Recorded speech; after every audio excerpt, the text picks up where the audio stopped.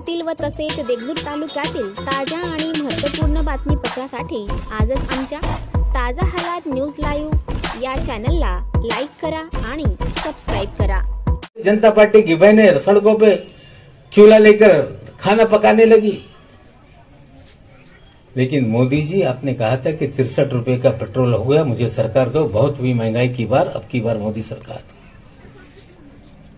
आज 103 रुपया पेट्रोल हो गया है। जब दिल्ली के इलेक्शन हो रहे थे मोदी जी ने कहा कि देखिए तेल का दाम कम हो रहा है, लोग कह रहे हैं कि मोदी नसीब वाला है, तो आपको नसीब वाला प्रधानमंत्री चाहिए कि बदनसीब प्रधानमंत्री चाहिए? मोदी जी 103 रुपया पेट्रोल, 101 रुपया डीजल, रसोई का गैस 1000 रुपए के ऊपर। नसीब आपका खराब है कि जनता का है, इसका जवाब आपको देने का काम करना पड़ेगा।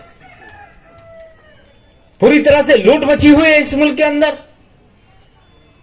दुनिया में पेट्रोल डीजल पे टैक्स किसी भी मुल्क के अंदर 67% से ज्यादा नहीं, लेकिन हिंदुस्तान एक अकेला वाहिद मुल्क है जहां 260% टैक्स इस मुल्क के अंदर वसूल करने का काम किया जा रहा है। भारतीय जनता पार्टी के नेता बोल रहे हैं कि जो ईंधन है ये 5% लोगों को लगता है। मंत्री बोलता है कि 5% लोगों को पेट्रोल डीजल खरीदना पड़ता है। मंत्री जी, आपको मुफ्त में पेट्रोल डीजल मिल रहा है, लेकिन किसान भी डीजल खरीद रहा है, आम आदमी मोटरसाइकिल में पेट्रोल डलवा रहा है, कोई बस से हमारा साथी किराया दे रहा है, चाहे माल की ढुलाई हो, डीजल पेट्रोल बिना देश में किसी का चलता नहीं, और हर आदमी के जेब काटने का काम मोदी जी हर दिन करने का काम कर रहे हैं। पूरे देश के अंदर महंगाई बढ़ गई, बेरोजगारी चरम सीमा पर है। कोविड के अंदर जिस तरह से हिंदुस्तान की इकोनॉमी बर्बाद करने का काम किया गया, बोल रहे हैं कि हमने 100 करोड़ लोगों को टीका लगा दिया, मरे कितने लोग इसका हिसाब कौन देगा? टीके पे तुम्हारा सर्टिफिकेट लगेगा तो जो कोविड से मौतें हुई हैं उसके ऊपर आप अपना फोटो क्यों लगाने का काम नहीं करते? ये सवाल हम आपसे पूछना चाहते हैं। पूरी तरह से जो भी मौतें इस मुल्क के अंदर हुई उसकी जिम्मेदारी सीधे मोदी साहब की है। जब यूरोप के अंदर, अमेरिका के अंदर कोविड आ गया था तो बहुत सारे नॉर्थ ईस्ट के ममालिक ने अपनी जो सीमाएं थी, सरहदें, उसे सील कर दिया, किसी को आने नहीं दिया। लेकिन भारत में महाराष्ट्र बोल रहा था कि जहाज से जो पैसेंजर आ रहे हैं उसे रोकने का काम करो।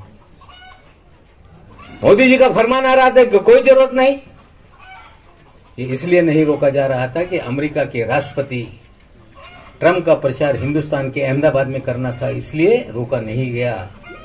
और नमस्ते ट्रंप के चक्कर में पूरे मुल्क के अंदर कोविड को फैलाने का काम मोदी साहब ने करने का काम किया।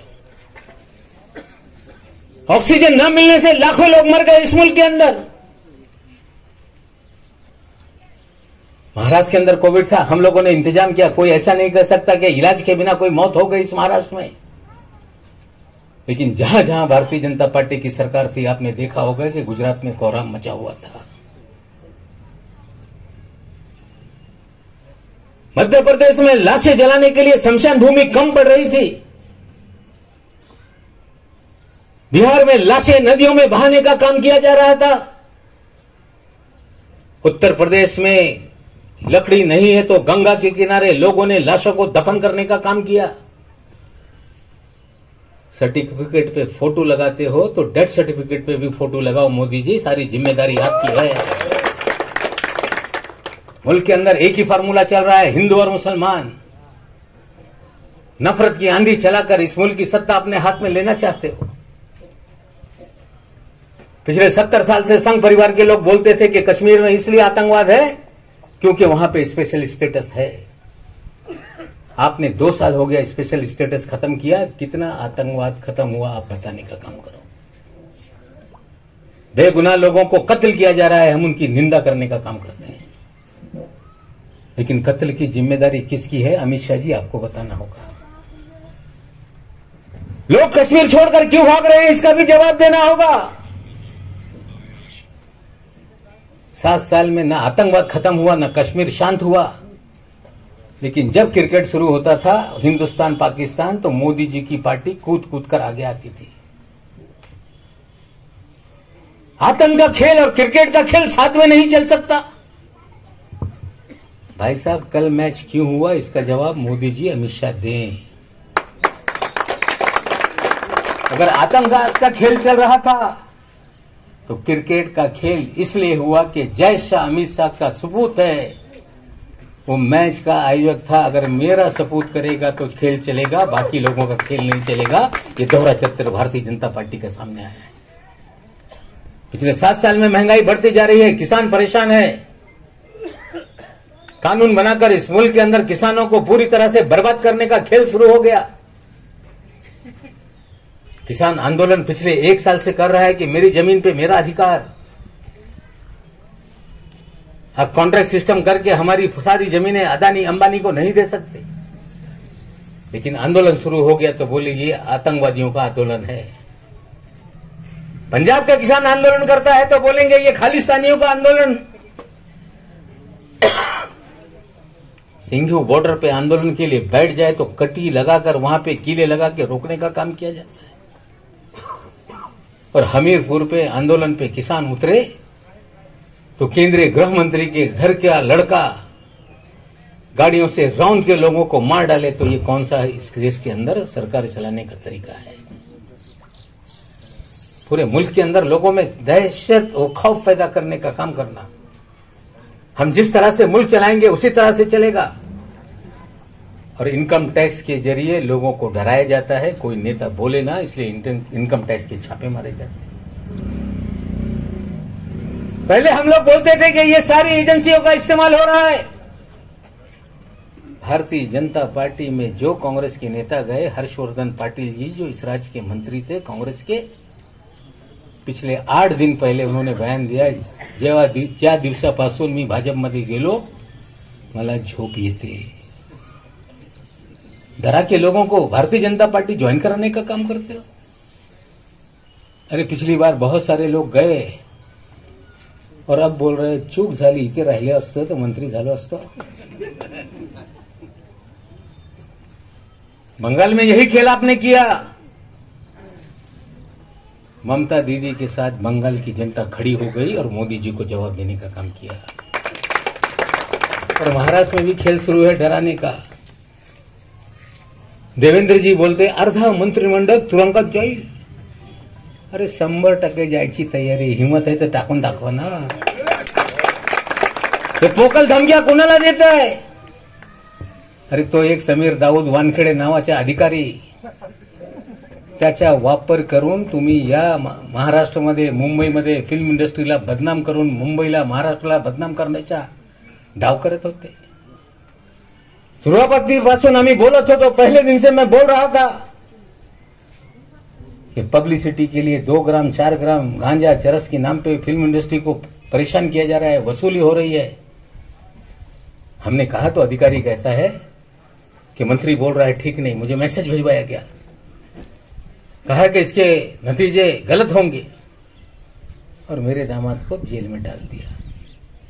तंबाकू बेचने वाले को पकड़ा, 57,000 रुपया कोविड में मां के इलाज के लिए दिया था।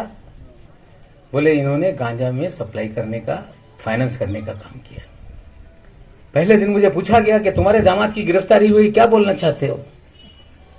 मैंने कहा कि कानून से बड़ा कोई नहीं, कानून अपना काम करेगा। हिंदुस्तान की अदलिया में पूरा मेरा भरोसा है। 8.5 महीने तक जेल में रहा, जमानत हुई। 27 सितंबर को जमानत होने के बाद हमने देखा कि एक दिन 1 तारीख को खबर आ गई कि शाहरुख खान के लड़के आर्यन खान को पकड़ लिया गया।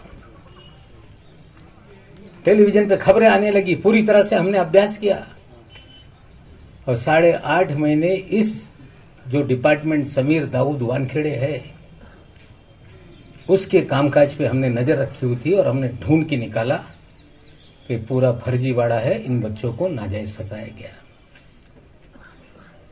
किरण गोसावी और भानुशाली की हमने वीडियो रिलीज करने का काम किया। पूछा ये कहां से लोग आ गए, कोई जवाब नहीं। भारतीय जनता पार्टी के नेता के साले को छोड़ गया, 2 लोगों के साथ ये क्यों छोड़ा, उसका जवाब नहीं। उनके घर के लोग उसमें विटनेस बन रहे हैं, उसके सवाल का जवाब नहीं। हमने मालदीव और दुबई में उगाही हो गई, हमने आरोप लगाया, बोले मैं दुबई नहीं गया।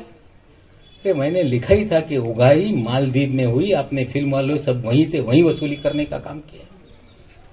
फिर बीजेपी खड़ी हो गई कि नवाब मलिक आर्यन का सपोर्ट इसलिए कर रहा है कि नवाब मलिक भी मुसलमान, वो भी मुसलमान। एक ईमानदार अफसर के ऊपर आरोप लगाने का काम किया जा रहा है। बीजेपी वालों की मत मारी गई है। अरे वानखेड़े भी मुसलमान है, वो भी समीर दाऊद वानखेड़े है, और जाली सर्टिफिकेट दलित का लेकर उसने नौकरी हासिल की है। और आने वाले दिनों में चीजें सामने आएगी, तब आपको पता चलेगा कि फर्जीवाड़ा यहीं से शुरू हुआ था। कहीं ना कहीं जिस तरह के हालात मुंबई शहर में बनाए गए लोगों को डराने के लिए, लेकिन अगर कोई आप डर पैदा करना चाहते हैं तो हमको आपको बता देते हैं कि इस सरकार में रहने वाला कोई भी आदमी आप लोगों से डरने वाला नहीं है। आपकी भी जिम्मेदारी है कि इनके डर से जो पूरे मुल्क के अंदर माहौल बना है, मुख्यमंत्री ने एक दिन अपनी तकरीर में कहा कि जब जुल्म बढ़ जाता है, जुल्मी सरकार होती है, तो इतिहास गवाह है कि लाल बाल पाल ने क्रांति इस देश में लाई। बाल गंगाधर तिलक महाराष्ट्र से थे, बंगाल से पाल थे,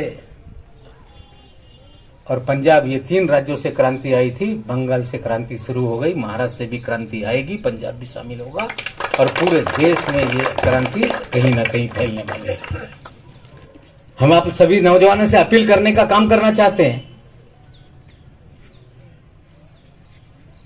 थोड़ी देर में निकलेंगे, 1-2-3 बातें करके आगे हम लोग खत्म करेंगे कि आप लोगों को, आने वाली नस्लों को, जो इस मुल्क की हजारों साल की संस्कृति रही है कि गंगा जमुना संस्कृति इस मुल्क में रही, यहां कभी मजहब के नाम पे आपस में लड़ाई नहीं हुई, पड़ोस पड़ोस में लोग रहते रहे, और भाईचारा इस मुल्क के अंदर हमेशा इस मुल्क की तहजीब रही है। और जो लोग मजहब के नाम पे, चाहे वो भारतीय जनता पार्टी हो या कोई और पार्टी हो, हैदराबाद से निकलकर आपके शहर में आ जाए, ऐसी ताकतों के खिलाफ आपको एकजुट होना पड़ेगा और इस मुल्क के अंदर एकता को कायम करने का काम करना पड़ेगा। हालत यही है कि आप एकता कायम करो। और मैं ये बात बता देना चाहता हूं कि भारतीय जनता पार्टी की ताकत सिर्फ और सिर्फ डर पैदा करना है, और जिस दिन लोगों के मन से डर निकल जाएगा, इस मुल्क के अंदर भारतीय जनता पार्टी कभी भी कायम नहीं रह सकती। हम वादा करते हैं कि महाराष्ट्र के सरजमी पे पनपने नहीं देंगे।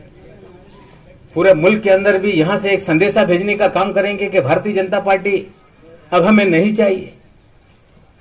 हमें राजनीति मजहब के नाम पे इस मुल्क में नहीं चाहिए, इस महाराष्ट्र में नहीं चाहिए। हमें सियासत चाहिए गरीबी दूर करने की।